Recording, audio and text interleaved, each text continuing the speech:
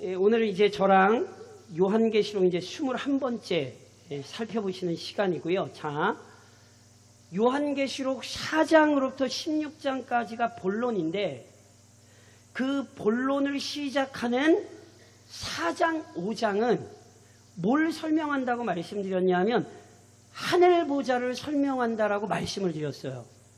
그러니까 조금 다시 설명드리면 본론의 내용, 즉 요한계시록의 모든 내용 조금 더 확장을 시키면 조금 이따 설명드리겠습니다만 이 땅의 인류의 모든 역사, 신학적으로 얘기하면 구속 역사는 어디에서 결정되는 거냐면 4장, 5장, 즉 하늘보좌에서 결정이 돼요. 그러니까 4장과 5장이 있기 때문에 나머지 모든 장이 존재할 수 있는 거라고요. 그러니까 다시 설명드리면 그리스도인들은 어떤 사람들이냐면요, 하늘을 보고 사는 사람들이에요. 조금 다시 풀면 하나님이 온 세상을 창조하셨을 뿐 아니라 온 세상을 통치하고 다스리십니다. 그리고 결국 하나님께서 작정하신 그날에 예수 그리스도께서 이 땅에 재림하사 온 세상을 심판하시는 거예요. 그러니까 교회가 승리하고 악이 패배할 수밖에 없는 이유는 하늘 보좌가 있기 때문에 그렇다. 이 얘기를 좀 하는 거예요. 그래서 나라가 굉장히 다양한 죄악이 너무 많이 일어나서 혼란스러운데 오늘 우리가 이 땅 가운데 살고 있지만 우리의 시선이 하늘을 향하여서 이번 한 주간도 여러 가지 분주한 삶의 삶 속에서 하나님이 통치하고 다스리고 계신다. 나는 그분의 권위 아래 있다. 이 믿음으로 한 주간을 좀 살아가시기를 이 환상을 펼치시는 주님의 이름으로 권면드립니다. 그래서 요한 선생님이 하늘을 봤더니 그 하늘은 지난 시간에 살펴보신 것처럼 다른 거 아니에요. 천사도 찬양하고 교회도 찬양하고 천국은 어떤 곳이라고요? 찬양하는 곳이에요. 지난 시간에 설명드렸잖아요.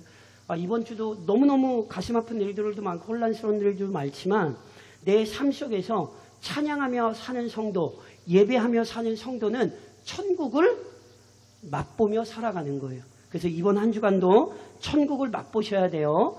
그러면서 자, 4장은 하나님의 보좌, 하나님의 통치에 초점을 맞춰져 있다면 5장은 그 통치하시는 하나님께서 누구를 통하여 어떻게 통치하시는가에 초점이 맞추어져 있어요. 그러니까 다시 설명드리면 4장의 핵심은 성부 하나님, 5장의 핵심은 성자 그리스도예요. 자, 그래서 오늘 저랑 아까 읽으신 1절을 다시 한번 읽으실까요? 저랑 아까 읽으셨던 1절을 보세요. 또 환상을 봐요. 요한 선생님이 하늘 보좌와 무슨 환상을 보냐면 5장 1절입니다. 같이 읽겠습니다. 내가 보매 보좌에 앉으신 이의 오른손에 두루마리가 있으니 안팎으로 썼고 7인으로 봉하였더라. 자, 저를 보시겠어요? 자, 4장에서 보니까 하나님의 통치, 하나님의 보좌가 있고 천군 천사가 하나님 찬양하고 교회가 하나님 찬양하고 그러니까 온 만물이 하나님을 찬양하는 그 영광을 보고 있었잖아요. 근데 그러면서 또 그 보좌를 보니까 보좌에 앉으시니 누구예요? 하나님. 하나님의 오른손에 뭐가 있어요? 두루마리가 있어요. 자, 오른손은 능력, 권능을 의미하는 거예요. 제가 예전에도 말씀드렸죠. 하나님은 우리처럼 육신을 가지신 분이 아니에요. 하나님 오른손 왼손 이걸 실제로 생각하시면 안 돼요. 제가 다시 한번 말씀드린 것처럼 이거는 계시고 이건 환상이지 이걸 실체로 생각하시면 안 돼요. 하나님은 영이시지 오른쪽 왼쪽이 있으신 분이 아니에요. 그러니까 오른쪽이라는 표현을 통해 하나님께서 권능이 있으시다. 능력이 있으시다. 이걸 설명하는 거예요. 그 오른손에 뭘 가지고 계세요? 두루마리. 두루마리를 요즘 우리말로 하면 책이라고 생각하시면 돼요. 당시의 책의 두루마리예요. 그러니까 요즘 말로 하면 이걸 오른손에 책을 들었으니 그렇게 표현이 됐을 거예요. 근데 오른손에 두루마리를 가지고 계신데 그 두루마리 안팎으로 써져 있어요. 안팎으로 써져 있다는 얘기는요. 원래는 두루마리 안쪽에다만 글을 쓰는데 두루마리 안팎에 글이 써져 있다는 얘기는 그만큼 내용이 많다라는 얘기예요. 게다가 안팎으로 써진 두루마리가 7인으로 봉하여졌어요. 7인으로 봉하여졌다는 얘기는 요즘 우리말로 하면 자물쇠를 채워놨다는 얘기예요. 그러니까 보세요. 그 두루마리 안의 내용을 알 수 있는 사람이 아무도 없이 감추어져 있다는 거예요. 그러니까 두루마리가 분명히 책이 있긴 있는데 그게 감추어져서 누구도 그 뜻을 알 수 없더라는 거예요. 이걸 지금 요한 선생님이 보는 거예요. 그러면 도대체 그 두루마리가 뭐냐? 어떤 내용이 담겼느냐? 뭐 여러 가지 해석들이 있지만 제일 중요한 건 저랑 4장 1절을 한번 보시겠어요? 5장 1절을 읽으셨잖아요. 기억을 떠올리시면 4장 1절로 가서 자 4장 1절에 이미 이런 말씀이 있었어요. 같이 읽겠습니다. 4장 1절 같이 시작. 2일 후에 내가 보니 하늘에 열린 문이 있는데 내가 들은 바 처음에 내게 말하던 나팔 소리 같은 그 음성이 이르되 이리로 올라오라. 이후에 마땅히 일어날 일들을 내가 내게 보이리라 하시더라. 자, 기억하세요. 4장이 어떻게 시작됐어요? 예수님의 음성을 들었는데 예수님께서 요한 선생님을 하늘로 올라오라. 하늘로 올라오라는 게 진짜 몸이 슝 올라간다는 게 아니라고 말씀을 드렸죠. 하늘의 환상을 펼쳐 보이시는 거예요. 그래서 내가 내게 보이리라. 뭐를요? 이후에 마땅히 일어날 일. 그러니까 보세요. 이 두루마리는 다른 거 아니에요. 이후에 일어날 일들이 이 두루마리에 기록이 돼 있고 실제로 6장으로 보면 인을 하나씩 떼면서 이 두루마리에 기록된 내용이 펼쳐지는 장면을 저랑 보시는 거예요. 이해하시겠어요? 그러니까 보세요. 이후에 되어질 일 또는 조금 구체적으로 얘기하면 통치자이신 하나님께서 이 세상을 어떻게 다스리시며 통치하실지가 이 두루마리에 있는 거예요. 이해하시겠죠? 오른손으로 붙들고 있다는 얘기는 그 모든 일을 하나님의 능력으로만 이루신다는 뜻이 되는 거예요. 근데 그것만 본 게 아니라 자 2절 그걸 보고 있는데 5장 2절입니다. 같이 시작. 또 내가 보매 힘있는 천사가 큰 음성으로 외치기를 누가 그 두루마리를 펴며 그 인을 떼기에 합당하냐 하나. 자 이거 제 설명을 잘 들으셔야 돼요. 자 하늘 보좌를 봤더니 하나님께서 오른손에 봉하여진 두루마리를 들고 계세요.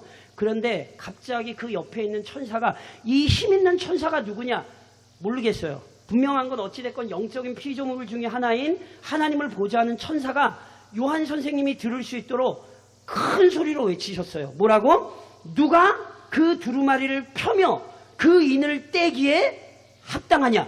두루마리를 편다, 인을 뗀다. 다 무슨 뜻이냐면 하나님이 기록하여 놓으신 그 두루마리의 내용을 펼쳐서 알려준다는 뜻이에요. 그러니까 하나님의 역사가 이렇게 하나님 손에 있잖아요. 그러니까 누군가 그걸 펼쳐서 알려줘야 될 뿐 아니라 이건 펼쳐서 알려주는 정도가 아니라 그 하나님께서 계획하신 역사를 이루어낸다는 뜻이에요. 그러니까 다시요. 자, 누가 그 두루마리를 펴며 그 인을 떼기에 합당하냐. 실은 천사가 지금 찾고 있는 거예요. 어떤 사람을.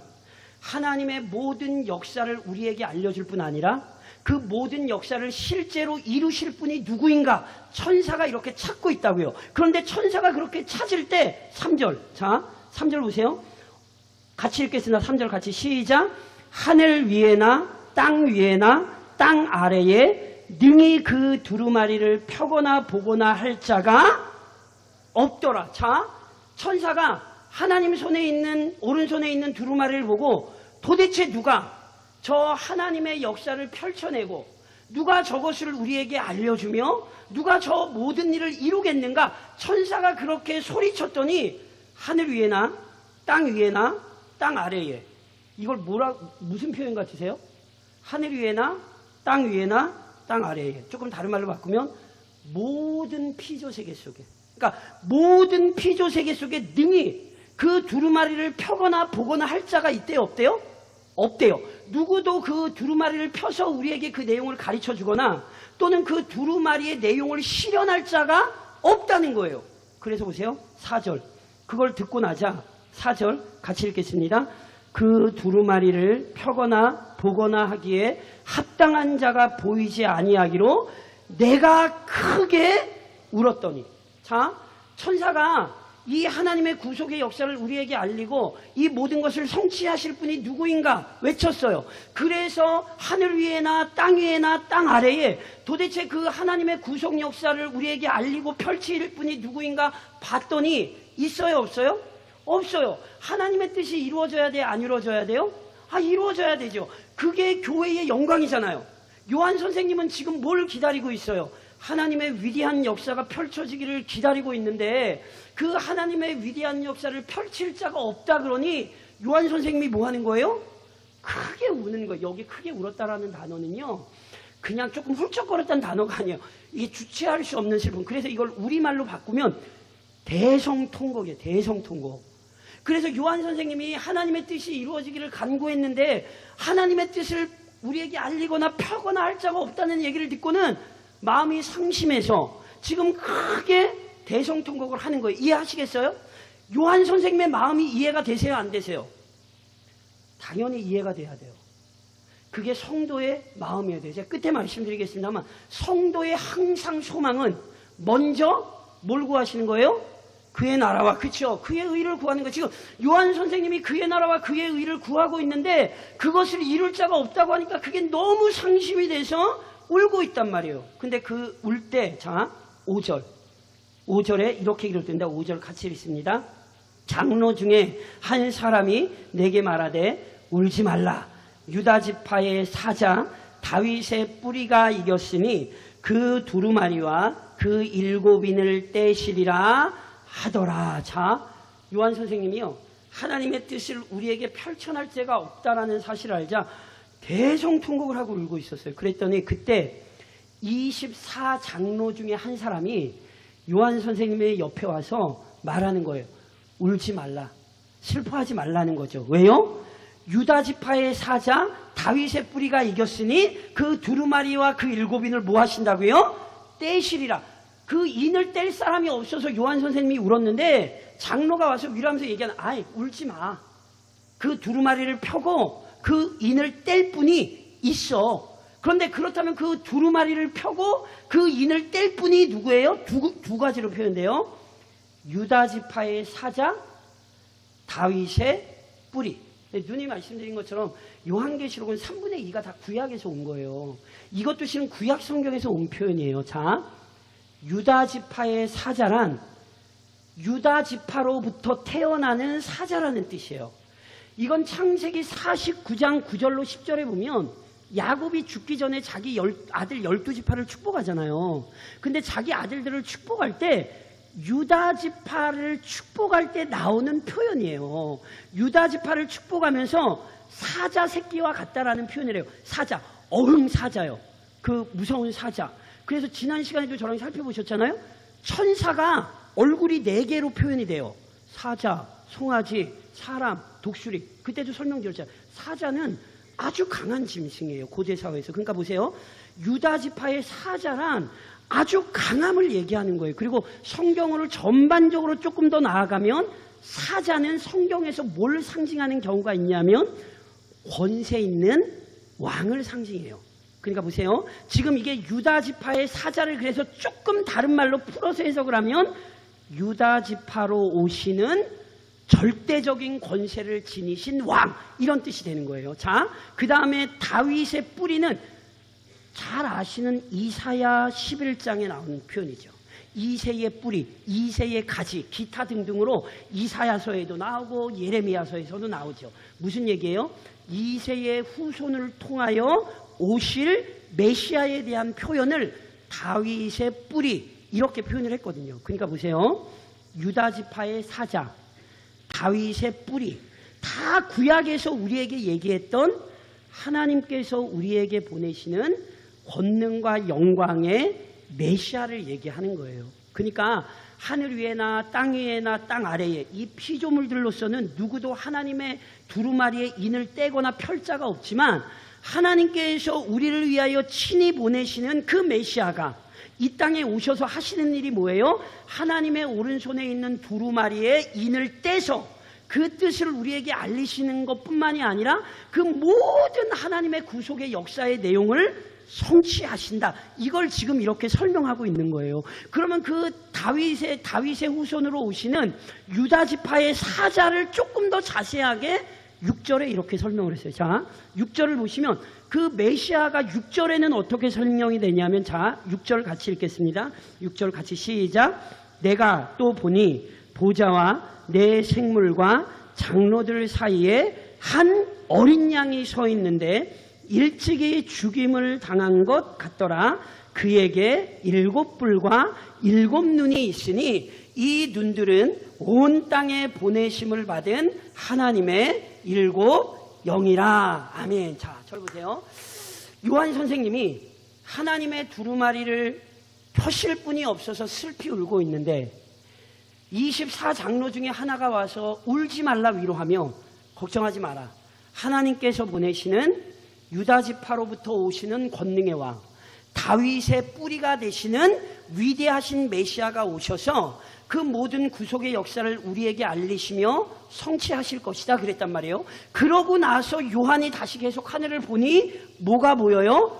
보좌와 하나님의 보좌와 지난 시간에 봤던 내 생물과 장로들 사이에 하나님과 천상과 지상의 교회의 그 존재들 사이에 누가 서 있어요? 한 어린 양이 서 있죠. 다시 한번 말씀드리지만 환상이에요. 이거는 계시로 이해를 하셔야, 진짜 양을 생각하시면 안 돼요. 이 환상의 의미를 설명하셔야 돼요. 이해하셔야 돼요. 그 하나님의 보좌와 천사들 그리고 교회 사이에 한 양이 서 있어요. 근데 그 양이 어떤 양이에요? 일찍이 죽임을 당한 것 같다. 일찍이 죽임을 당한 것 같다라는 표현을 우리말로 바꾸면 예전에 죽임을 당했었다 이런 뜻이에요.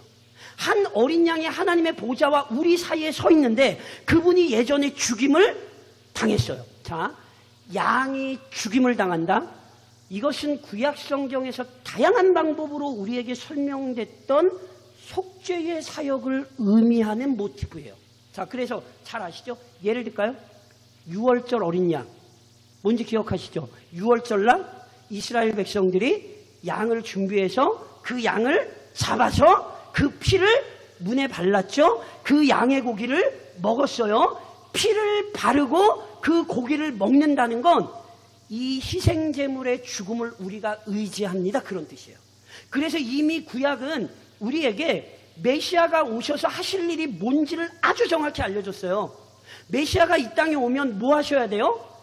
우리의 속죄를 위해 죽임당하셔야 돼요. 그러면 이제 이분이 누군지 정확히 아시겠죠?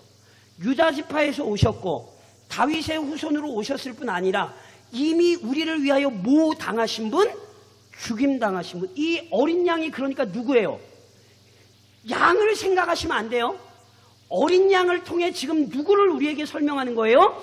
이 땅에 오신 유다지파 다윗의 후손 우리를 위해 죽임당한 어린 양으로 오신 예수님을 요한 선생님이 보는 거란 말이에요. 근데 그분이 또 어떻게 등장하냐면 7뿔과 7눈이 있어요.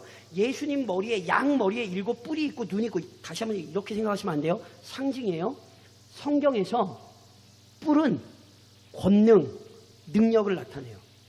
7이란 어떤 의미라 그랬어요? 제가 완전하다는 의미라고 했죠. 7뿔이 있다 어떤 의미예요? 능력이 완전하다. 게다가 7눈이 있어요. 근데 그 7눈이 뭐냐면 온 땅에 보내심을 받은 하나님의 7영이에요. 7영은 저랑 살펴보셨죠? 7영은 뭘 의미해요? 성령. 성령을 7영이라고도 하고 여기는 뭐라고 표현한 거예요? 7눈이라고도 표현한 거예요. 지난 시간에 설명드렸던 것처럼 생물의 주위에 눈이 가득하다 했을 때 제가 무슨 말씀드렸어요? 눈이 뭘 상징한다 그랬어요? 지혜를 상징한다 그랬잖아요. 그러니까 보세요. 7눈이란 성령께서 지혜가 충만하시다는 뜻이에요. 그러니까 보세요.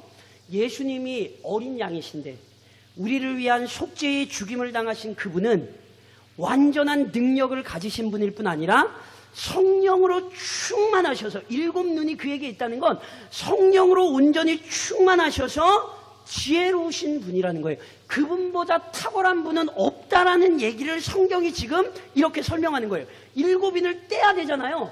7인을 떼기에 우리 주님이 제일 합당해요. 왜요? 그분의 능력은 완전하며 그분의 지혜는 무한해요. 그래서 보세요. 7절 같이 읽겠습니다. 오늘 7절까지만 볼까요? 7절 같이 읽겠습니다. 그 어린 양이 나와서 보좌에 앉으신 이의 오른손에서 두루마리를 취하시니라. 무슨 장면인지 이해가 되시죠? 그 어린 양, 어떤 어린 양? 하나님의 보좌와 피조물들 사이에 서 계신 중보자로서 하나님을 우리에게 나타내실 수 있는 일곱 뿔 완전한 능력을 가지셨을 뿐 아니라 일곱 눈 완전한 지혜요 성령이 충만하신 그분이 하나님의 보좌로 나아가 하나님의 오른손에 있는 두루마리를 뭐 하세요? 취하시는 거예요. 받으시는 거예요. 그래서 6장부터 예수님께서 이 일곱인을 하나씩 떼시는 장면이 이제 나와요. 그러면 이제 일곱인을 하나씩 뗄 때마다 역사가 진행되는 장면을 저랑 살펴보실 거예요. 그러니까 보세요.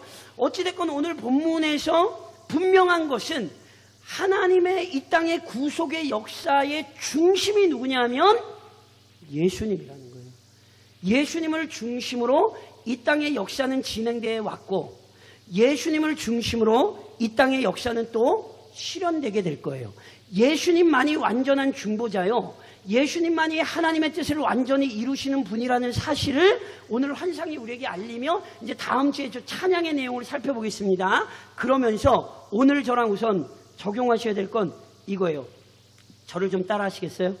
희생과 헌신이 뭘 것 같으세요? 제가 좀 이상하죠? 이렇게 갑자기 물론 당황했잖아. 다시 한번 따라 하세요. 희생과 헌신이 능력이다. 뭐라고요? 잘 보세요. 오늘 예수님에 대한 환상, 예수님에 대한 비유가 굉장히 다양하게 나왔죠. 뭐가 나왔어요? 갑자기 물어보니까 하나도 생각이 안 나시죠? 이렇게 얘기할까요? 예수님이 사자로 비유돼요. 아까도 말씀드렸죠? 사자는 아주 강한 동물이에요. 그러니까 힘과 권능을 나타내는 게 사자예요. 게다가 우리 주님에게 일곱 뿔이 있어요. 완전한 권능을 얘기하는 거예요. 일곱 눈, 완전한 지혜가 우리 주님이 가지고 계시단 말이에요. 그러니까 우리 주님 완전한 힘과 능력을 가진 분이세요. 아멘이세요? 그럼 제가 이렇게 여쭤볼게요. 그 완전한 힘과 능력을 가지신 분이 이 땅에 와서 뭐 하셨죠? 그걸 이해하셔야 돼요. 오늘 환상을 잘 보셔야 돼요. 놀랍게도 예수님은 사자예요. 그런데 동시에 예수님은 뭐예요? 양이에요. 그것도 어떤 양? 죽임당한 양. 놀랍게도 위대한 권능과 힘을 가지신 그분이 이 땅에 와서 뭐 하시냐면 죽어요. 사랑하는 성도 여러분, 이 위대한 기독교의 영광스러움을 이해하셔야 돼요. 제가 누누이 말씀드린 것처럼 기독교 신앙이 크게 왜곡되는 부분이 이 부분이에요. 우리는 자꾸 기독교 신앙을 세상의 힘과 권능으로 가지려고 해요. 내가 예수님을 믿으니, 내가 예수님을 섬기니 나는 힘이 있어야 돼. 나는 능력이 있어야 돼. 나는 이 세상에서 잘난 사람이 돼야 돼. 아니에요. 기독교 신앙은 그렇게 가지 않아요.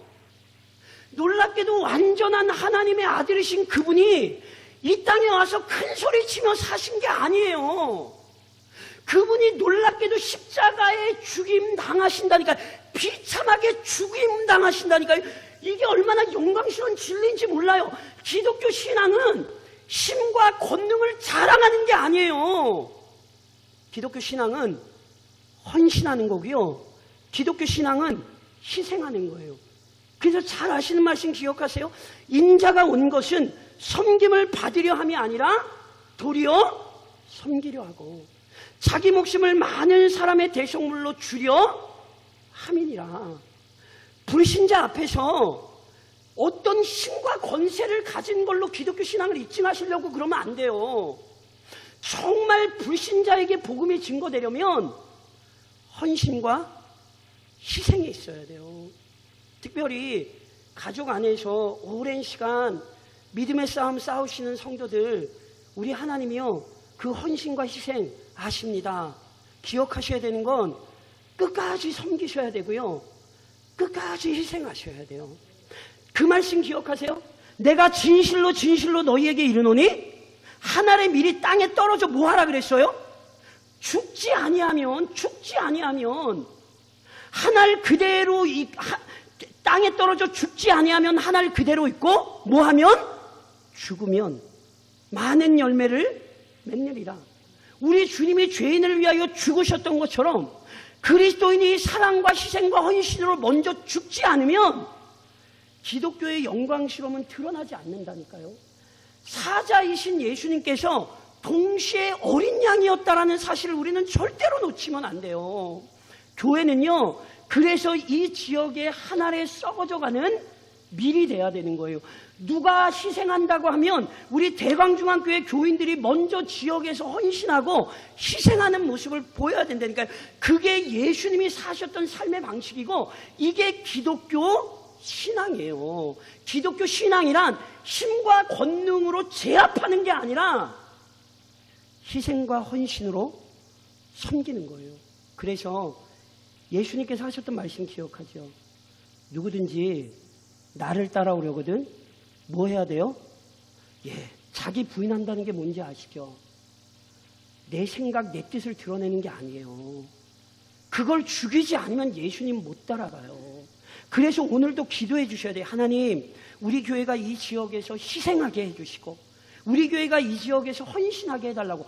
세상 보기엔 그게 바보 같아 보여도 바보 아니에요. 그게 진짜 믿음이에요. 그러니까 세상 사람들에게 바보처럼 보이도록 희생하며 헌신할 때 이게 진짜 우리의 능력이라는 사실을 기억하셔야 돼요. 동시에 더 나아가 이렇게 희생하며 헌신하는 삶 속에 뭐가 있어야 되냐면, 저를 좀 따라 하시겠습니까? 애통하는 자들. 어떤 자들이요? 기독교 신앙은 희생과 헌신을 강조할 뿐 아니라 기독교 신앙은 애통하는 신앙이라는 사실을 잊으시면 안 돼요. 이건 예수님이 하신 말씀이에요. 애통하는 자는 뭐가 있어요? 복이 있나니. 그럼 뭐 때문에 애통해요? 자, 오늘 본문에서 요한 선생님이 막 애통했어요. 뭐 때문에 애통했어요? 하나님의 뜻이 이루어지지 않는 것 때문에, 하나님의 뜻이 성취되지 않는 것 때문에 요한 선생님이 괴로워했어요. 이것이 오늘 그리스도인들의 괴로움이어야 된다는 사실을 절대로 잊으시면 안 돼요. 우리의 마음의 애통은 세상 것이 없어서, 능력이 없어서 이런 게 아니에요. 우리의 마음의 애통은 하나님 나라가 이 땅에 이루어지는 것을 간절히 바라보며 그 하나님의 나라를 방해하는 죄악들로 인해 애통해야 돼요. 제가 예를 하나 들어드릴게요. 구약 성경 에스겔 선지자가 환상을 좀 하나 봐요. 이게 오늘 환상이랑 실은 연관되는 환상인데 제가 아까 설명을 드리려다 그걸 뺐는데 환상 내용 빼고 우선 잘 보세요. 에스겔이 환상을 보는데 하나님께서 무서운 천사들을 보내서 그 백성을 징벌하세요. 왜냐하면 환상을 봤더니 놀랍게도 성전에서 우상 숭배를 하고 있었어요. 그래서 하나님께서 남유다를 그의 천사들을 보내서 징벌하시는데 천사가 6명이 오는데 5명은 칼을 차고 있고요. 1명의 천사는 허리에 먹줄을 차고 있어요. 그래서 하나님께서 명령하세요. 우선 허리에 먹줄을 차고 있는 천사에게 뭐라고 명령하시냐면, 너 예루살렘 성읍중에 다니면서 사람들 이마에 표시해. 그런데 그 사람들 이마에 표시하라고 하는데 그 이마에 표시하는 사람들이 어떤 사람이냐면 그 가운데에서 행하는 모든 가증한 일로 말미암아 탄식하며 우는 자의 이마에 표를 그리라. 하나님께서 이스라엘 백성들이 성전에서 막 죄악을 저지르고 있는데 그 죄악이 차고 넘치는 예루살렘에서 그 죄악으로 인해 슬퍼하는 사람에게 우선 먹줄을 찬 천사에게 가면서 이마에 인을 치라는 거예요. 그래서 실제로 이 천사가 이마에 표를 해요. 그 다음에 어떤 일이 일어나는 줄 아세요? 하나님께서 칼을 찬 5명의 천사에게 나가 죽이라 그래요. 긍휼히 여기지 말고 다 죽이라 그래요. 이게 무슨 말인지 아세요? 하나님의 뜻은 지금도 이 땅의 모든 죄악으로 인해 탄식하는 자들을 기뻐하고 찾으세요. 그리고 그 죄악으로 인해 탄식하는 자들이 곧 하나님의 백성이에요. 성도 여러분, 지금 교회 많이 울어야 돼요. 뉴스에 나오는 그 무시무시하고 어마어마한 사건들 보시면서 아이고 세상이 왜 이래, 이렇게 한탄만 하는 건 세상 사람들도 할 수 있는 거예요. 그리스도인들은 이 세상의 죄악을 보며 탄식할 수 있어야 돼요. 하나님, 위대한 부흥의 역사를 주셨던 이 나라와 이 민족이 하나님 어찌하여 이런 죄악들로 차고 넘치고 있습니까? 보세요. 예수 믿고 신앙 지키기 위해 수고하고 애쓰신 거 기억 안 나세요? 아니, 물론 다는 아니시지만 그래도 여기 앉아있는 교인들 대부분 다 젊은 시절 예수 하나 믿겠다고 발버둥 치지 않으셨어요? 그 발버둥친 역사가 조국교회 역사인데 어느 순간 이 조국교회가 그 신앙의 능력을 못 드러낸 거예요. 그래서 지금 이 조국교회 안에서 마치 밀물이 빠져나가는 것처럼 사람이 빠져나간 게 문제가 아니라 이 사회의 죄악이 너무너무 끔찍한 죄악이 아무렇지도 않게 매일 일어나는 뉴스를 보고 계시잖아요. 그러니 보세요. 다른 사람은 못 울어요. 다른 사람은 울고 싶어도 성령의 감동하심이 없기 때문에 못 운다니까요. 그것을 놓고 울 수 있는 사람들은 성령 받은 사람들이에요. 그래서 오늘 우리가 요한 선생님과 같은 애통에 있어야 돼요. 끔찍한 뉴스를 보시면서 아이고 저런 놈들이 왜 이때 이렇게만 얘기하시는 게 아니라 주여 이 땅을 고치시고 이 땅을 좀 치료해 달라고. 예수를 믿는 교회가 그 권능을 이 나라와 민족 가운데 나타내서 상한 영혼, 죄악에 살이 잡힌 영혼들 주여 치료할 수 있도록 은혜를 달라고. 위대한 부흥의 은혜를 경험하신 세대가 엎드려 기도하는 것 외에는 소망이 없어요. 사사기가 얘기하는 것처럼 위대한 역사를 경험한 세대가 있고 그것 자체를 모른다니까요. 그 사람들에게 소망이 없어요. 소망은 그 역사를 아는 믿음의 선배들이 가지고 있는 거예요. 그 역사를 알기에 뭐 하시는 거예요? 울 수 있는 거예요. 요한 선생님이 울었던 것처럼 그렇게 먼저 애통할 때 저희는 믿어요. 하나님께서 다시금 이 나라와 이 민족 가운데에 소수의 무리일지라도 하나님께서 거룩한 백성을 만들어내실 줄로 믿습니다. 그리고 이 땅 가운데 그 선한 순교의 역사, 놀라운 복음 증거의 역사가 이어질 수 있도록 하나님이 역사하실 줄로 믿습니다. 그러니 이번 한 주간 희생과 헌신의 삶에 참으로 이 땅의 죄악을 끌어안고 울며 애통할 수 있는 진짜 교회, 진짜 성도가 좀 되어주시기를 우리를 구원하사 우리의 길을 인도하시는 우리 주님의 이름으로 권면드립니다.